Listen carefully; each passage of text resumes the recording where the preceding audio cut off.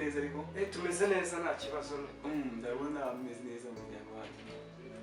ariko pastor hari ikintu ngiye rwose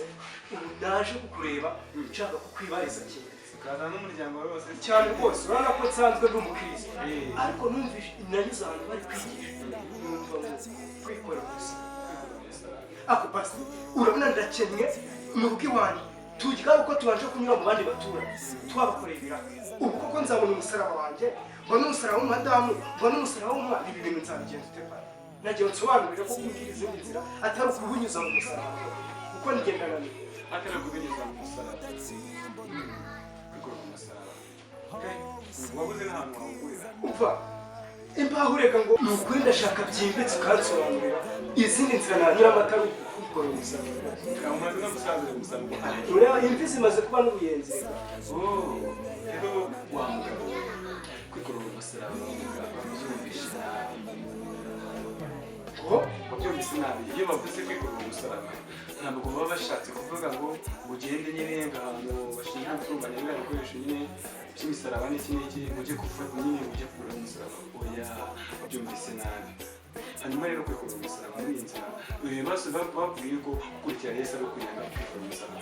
nibyo rwose niko wabyumvishije urangije uti reka njye gushaka ahantu nakora umusaraba oya ntabwo ari ngibyo hanyuma rero kwikora umusaraba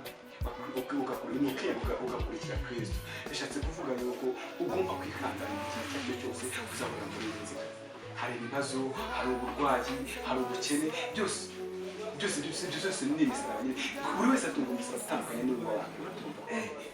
biriya bibazo uhura nabyo usanga umwana wamubwiye gukora aka kantu nagakora n'undi musaraba narwo ni urugamba wenda gusanga wenda hari umuntu w'iwawe yagize yacitswe agakora nk'ikintu kidasanzwe ibyo nabyo byaba ari umusaraba rero biragusaba kwikorera nyine kwikora umusaraba ni ukwemera nyine ugaca mu nzira yo gukurikira Yesu ukiyanga ukirinda nyine ikintu cyose n'igisa nacyo ugakurikira Imana neza nyine ukirinda ibyaha ukirinda cyangwa igisa nacyo ukagenda mu nzira nziza z'Imana wabyumvise mbese nuko yega ko amatwi ko kashaje yumva nawe njye ubwo nari nagize ngo ni ugufata umusaraba ukajya guca igiti mu ishyamba mata siko wabyumvise ko narakuganirije numva ibyo bintu ntubyiseho nawe ni uko nguko turasobanukiye rwose n'umwana wanjye umwana wanjye naramuruhije akumushakiraga akanya ngo agiye kumushakira umusaraba rwose naho kumbi ni mu mutima w'umuntu pastor urakoze cyane hanyuma rero wongeye kubashakira n'ubundi busobanuro bwanditse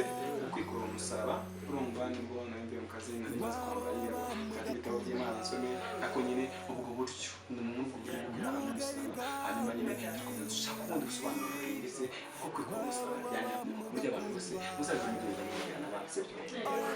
kandi muragezwe nawe urakoze Imana bagire neza rero